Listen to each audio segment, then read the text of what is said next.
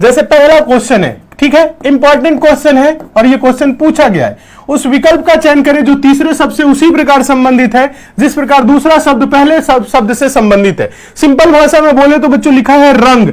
रंग का संबंध अगर ऐसे बोले, रंग का संबंध लाल से है तो वाहन का संबंध किससे होगा? या प्रश्न के अकॉर्डिंग अगर हम बात करें तो ये बोल रहा है लाल का संबंध रंग से है तो किसका संबंध वाहन से होगा? आप दिए गए विकल्पों में से बताइए, जल्दी से बताइए। तो एबीसीडी सारे ऑप्शन नहीं। अब इस क्वेश्चन इतने से सिंपल छोटे से क्वेश्चन में अगर आप चारों ऑप्शन आंसर दे रहे हैं तो आप लोगों की तैयारी अच्छी नहीं है, पढ़ाई अच्छी नहीं चल रही है। आसान क्वेश्चन है फिर भी इधर उधर की बातें नहीं। देखिएगा, देखिए इसमें किया क्या जाता है, ऐसे प्रश्न को सॉल्व कैसे किया जाता है थोड़ा सा समझ लीजिए। देखिए यहां लाल का संबंध रंग से है। लाल क्या है? रेड। रेड कलर ही होता है ना, रेड लाल कलर यानी रंग। लाल क्या है? रंग ही तो है। रंग क्या है? रंग के अंतर्गत आएगा लाल।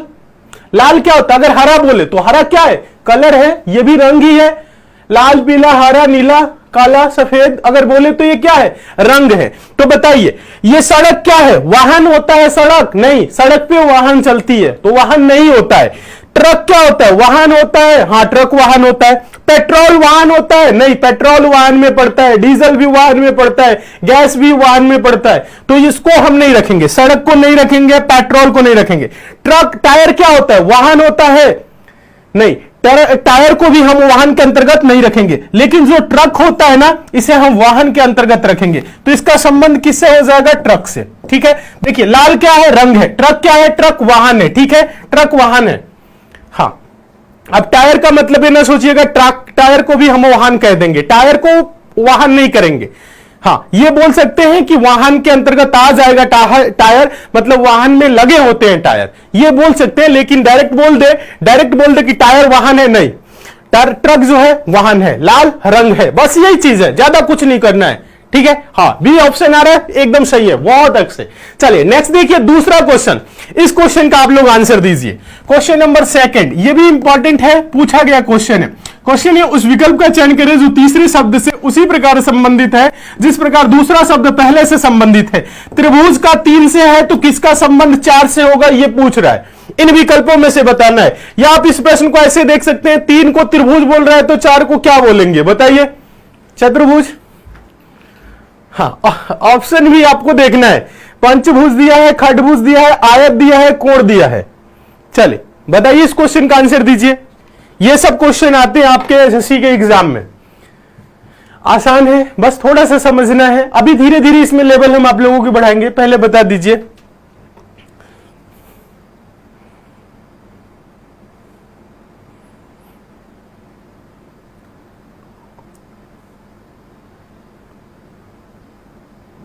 देखिए पंचभुज 5 भुजा, खडभुज 6, उसके बाद से आयत। आयत में कितनी भुजा होती है? आयत कैसा होता है? आयत के आमने सामने की भुजा क्या होती है? बराबर होती है। ऐसे आप लोग पढ़े हैं ना, तो इसमें भुजा काउंट करें तो 1 2 3 4, कितनी हो गई? 4 हो गई। कितनी हो गई? इसको देखिए, ये आपका और ये सामने सामने बराबर होता है, ऐसे ही तो होता है। 1 2 3 4, तो इसमें टोटल कितनी भुजा हो गई? 4। त्रिभुज में क्या होता है? त्रिभुज में काउंट करिए 1 2 3, कितनी भुजा? 3 भुजा। त्रिभुज में 3 होती है तो 4 किस में होगा? आयत में होगा। कोण में क्या होगा? कोण में तो ऐसे कोण हो सकता है।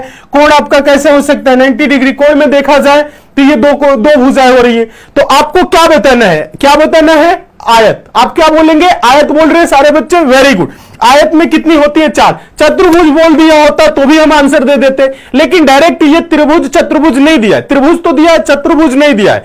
चतुर्भुज मतलब 4 भुजाएं। आयत का मतलब भी क्या है? आयत भी 4 भुजाओं से मिलके बना होता है, इसलिए हम इसे 4 के अंतर्गत रखेंगे। सी आंसर हो जाएगा। वेरी गुड, बहुत अच्छे, समझ में आ गया। आगे चले, हाँ, समझते हुए चलिए। नेक्स्ट क्वेश्चन देखिए, इस क्वेश्चन का आंसर दीजिए। क्वेश्चन नंबर 3 काफी इंपॉर्टेंट है, पूछा गया क्वेश्चन है। देखिए आप लोग आंसर दे पा रहे हैं कि नहीं। उस विकल्प का चयन करें जो तीसरे शब्द से उसी प्रकार संबंधित है जिस प्रकार दूसरा शब्द पहले शब्द से संबंधित है। ध्यान दीजिएगा, ब्रश का संबंध अगर पेंटर से है तो माली का संबंध किससे होगा? यानी इसमें से किसका संबंध माली से होगा? या बोल सकते हैं पेंटर ब्रश, तो माली क्या होगा बताइए? यहां पे रेंच लिखा है, रेक लिखा है, ट्रैक्टर लिखा है, और उसके बाद स्पिनर है। बताइए इसमें बताइए। देखिए, शब्दों के बारे में जानकारी है तो आंसर दे पाएंगे, नहीं है तो जानकारी को इकट्ठा करिए। इकट्ठा कैसे करेंगे? जब आप ज्यादा से ज्यादा क्वेश्चन प्रैक्टिस कर लेंगे और आप पढ़ाई करेंगे तो आपको शब्दों के बारे में जानकारी होगी। नहीं पढ़ेंगे, दिन भर मत पढ़िए, कुछ भी नया कुछ भी मत सीखिए, तो ज्ञान आपका जितना है उतना ही रहेगा, वो भी कम हो जाएगा। ठीक है, तो आपको करना है, ज्ञान बढ़ाना है। रेंज, रेंज, रेंज आंसर दे रहे ऑप्शन नंबर ए। क्या होता है रेंज? पता है? हाँ, आम आम आम बोलचाल भाषा में हम लोग रेंज भी बोल देते हैं। अभी बताइए, अगर हाँ देखिए रेंज लिखा है और इसे आम बोलचाल भाषा में हम लोग क्या बोल देते हैं? रेंज बोल देते हैं। रेंज, रेंज समझ रहे हैं? रेंज जिससे नट को टाइट किया जाता है, नट बोल्ट टाइट किया जाता है। देखिए, हाँ, एक होता है रेक। रेक समझ रहे हैं क्या होता है? रेक नहीं पता है। ट्रैक्टर, स्पिनर पता है? नहीं पता है तो जानकारी नहीं है इसके बारे में तो आंसर नहीं देंगे। ठीक है, रेंच, ट्रैक्टर ये नहीं। देखिए, ब्रश, पेंटर, पेंटर का जो हथियार होता है, जो पेंटर का हथियार होता है, पेंटर जो पेंटिंग करता है, किससे पेंटिंग करता है? किससे पेंटिंग करता है? पता है किससे पेंटिंग करता है? ब्रश से पेंट करता है। देखिएगा, कोई भी पेंटर हाथ से पेंट नहीं करेगा। दीवार को पेंट करना है, मान लीजिए कुछ कला बनाना है तो हाथ से नहीं बना देगा, दीवार को कलर कर देगा, ये वो ब्रश का यूज करता है। उसी प्रकार से माली जो है ना, माली जो है ना, ये क्या करेगा? मान लीजिए पौधों को करना है, खेत की थोड़ी सी जुताई करना है, फूल लगाना है, फूल के पत्ते को खींच के एक जगह करना है, समझ रहे? मिट्टी की थोड़ी सी खुदाई करके भुरभुरा बनाना है मिट्टी को, तो उसके लिए यूज किया जाता है रेक। एक रेक दोस्तों क्या होता है? एक औजार होता है। एक औजार होता है। किस टाइप का औजार होता है बता दे? कंघी नुमा औजार होता है। कंघी नुमा क्या होता है? यह एक औजार होता है और इस पे एक डंडा लगा रहता है। इससे क्या किया जाता है? पत्तियों को, सड़े गले पत्तों को खींच दिए, कोड़ दिए, मिट्टी को भुरभुरा बना दिए। ठीक है, तो उसका यूज किया जाता है रेक का। ठीक है, रेक का यूज किया जाता है, कुछ इस टाइप का औजार होता है। ठीक है, हाँ, कंघी नुमा होता है पर बड़ा होता है। ठीक है, हाँ, आप लोग देखे होंगे जैसे आप लोग देखे होंगे रेलवे लाइन के किनारे पे पत्थरों को खींचने के लिए भी उस टाइप की बनी होती है। ट्रेन जब गुजरती है, मालगाड़ी गुजरी, ट्रेन गुजरी, तो क्या होते हैं? पत्थर अगर नीचे की तरफ चले गए हैं तो जो ग्रुप डी वाले होते हैं, जो ट्रैकमैन होते हैं, वो पत्थर को खींचते हैं, उसी टाइप की होती है। ठीक है, क्लियर है? हाँ, तो आंसर होगा इसका बी। याद रखिएगा, ये क्वेश्चन बहुत बार पूछा गया है। जानकारी नहीं रहेगी तो आंसर आप कैसे देंगे? ठीक है, नेक्स्ट देखेंगे क्वेश्चन नंबर 4। चले, क्वेश्चन नंबर 4 देखिए, काफी इंपॉर्टेंट है। इस क्वेश्चन का आंसर दीजिए। उस विकल्प का चयन कीजिए जो तीसरे शब्द से उसी प्रकार संबंधित है जिस प्रकार दूसरा शब्द पहले शब्द से संबंधित है। सिंपल भाषा में बोले तो कलम का संबंध लेखक से है, तो इन चारों विकल्पों में से किसका संबंध बढ़ई से होगा? बताइए। सेम पैटर्न पे क्वेश्चन है, बताएं इस क्वेश्चन का आंसर बताएं।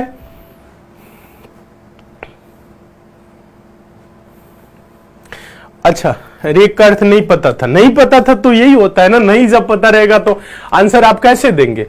इसलिए पता रखिए, हर चीज के बारे में जानकारी रखिए जो आपके पढ़ाई लिखाई से संबंधित है। बताइए। देखिए,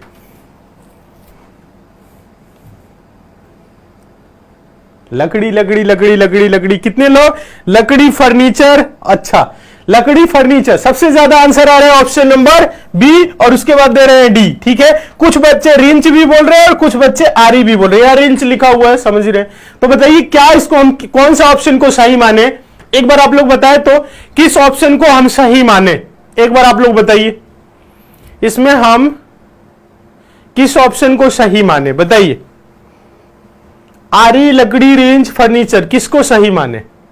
यहां पे देखिए, आप देखेंगे तो आरी का यूज किया जाता है, बड़े यूज करता है, लकड़ी का भी सामान बनाता है, फर्नीचर बना दिया, रेंज का भी यूज कई जगह पे किया जाता है। ठीक है, तो देखे तो सारे आंसर हैं आप लोगों के अकॉर्डिंग।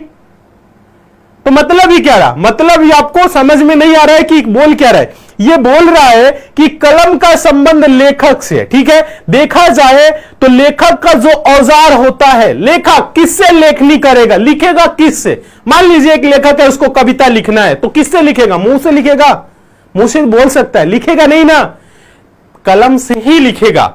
लेखक का जो औजार होता है, अभी पिछला क्वेश्चन आप लोगों को बताया ना, पेंटर का औजार बरस होता है, मालिक का रेक होता है। इसी प्रकार से लेखक का जो औजार होता है वो क्या है? कलम ही तो है, कलम ही तो है। बढ़ई का जो औजार होता है क्या है? बढ़ई का औजार लकड़ी है, लकड़ी से वो कोई सामान बना देगा, लकड़ी से ही काटेगा, लकड़ी से ही ठोकेगा, लकड़ी नहीं, लकड़ी की औजार बना, लकड़ी की का यूज करके फर्नीचर बना सकता है, लेकिन लकड़ी उसकी औजार नहीं है। लकड़ी क्या है? लकड़ी उसकी औजार नहीं है।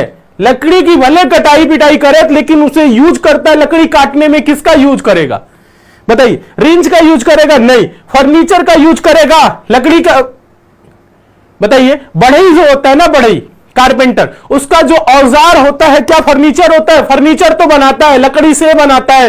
रिंच, रिंच नहीं, रिंच का उतना यूज नहीं है। लकड़ी, ध्यान दीजिएगा, लकड़ी लकड़ी आंसर दे रहे हैं, लकड़ी नहीं होगा। बढ़ई का जो औजार होता है मेन आरी होता है, ठीक है? हां, आरी, ठीक है? आरी समझ रहे हैं ना, लकड़ी की कटाई करने में जो यूज किया जाता है। क्लियर है? हाँ, ऑप्शन नंबर ए अब जाके सही आया।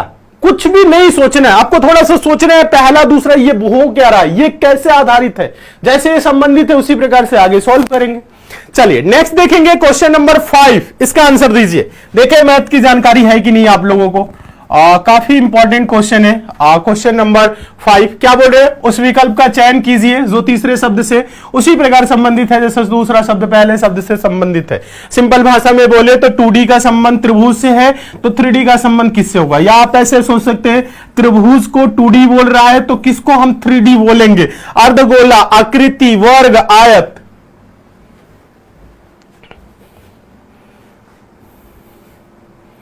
बताइए इसका आंसर आप लोग दीजिए। देखिए मैथ आप लोगों को मेंसुरेशन पढ़ाया है ना, मेंसुरेशन पढ़ाया है ना, 2D, second dimensional, 3D, 3 dimensional, जिसमें 3 आयाम होते हैं, लंबाई चौड़ाई ऊंचाई, समझ रहे हैं?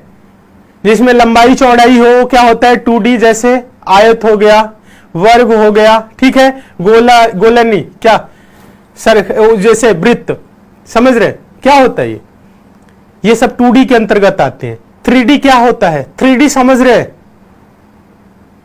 3D के अंतर्गत गोला, ठीक है? उसके बाद से 3D के अंतर्गत सिलेंडर आप पढ़े होंगे, 3D के अंतर्गत आप लोग क्या पढ़े होंगे, ठीक है? मकान की परिभाषा आप लोगों को दिया गया होगा, मकान का क्षेत्रफल थी, इस कोने से उस कोने तक लंबी छड़ रखी जा रही है। ये सब जो आप लोग पढ़े, ये सब किसके अंतर्गत पढ़े? 2D के अंतर्गत या 3D के अंतर्गत, ठीक है? बक्सा क्या किसका उदाहरण है? 2D का है कि 3D का है? ये सब आप चीजें पढ़े हैं ना, तो वही चीज गोला, अर्धगोला क्या होता है? हाँ, गोला, अर्धगोला, अर्धगोला होगा 3D, ठीक है? आकृति, वर्ग, आयत नहीं, वर्ग या आयत जो है ना ये 2D का है, ठीक है? लाख उलझने तेरी राहों में तो क्या, तुझे खुद जलकर तेरे घर को रोशन करना है। भारतीय रेलवे दे रही है आपको आरपीएफ व एसआई के जरिए भारतीय रेलवे में शानदार पद प्राप्त करने का एक सुनहरा अवसर। आरपीएफ व एसआई की बेहतरीन तैयारी कराने के लिए आपका अपना एसएससी मेकर परिवार आपके लिए लेकर आया है टारगेट बैच, जो देता है आपको रेलवे में 100% सिलेक्शन की गारंटी। इस बैच को मुख्य रूप से आरपीएफ व एसआई के एग्जाम को टारगेट करके ही तैयार किया गया है। तो देरी किस बात की, आज ही ज्वाइन करें एसएससी मेकर का टारगेट बैच और करें अपने सिलेक्शन को पक्का। अधिक जानकारी के लिए डाउनलोड करें एसएससी मेकर ऐप और दिए गए नंबर पर कॉल करें।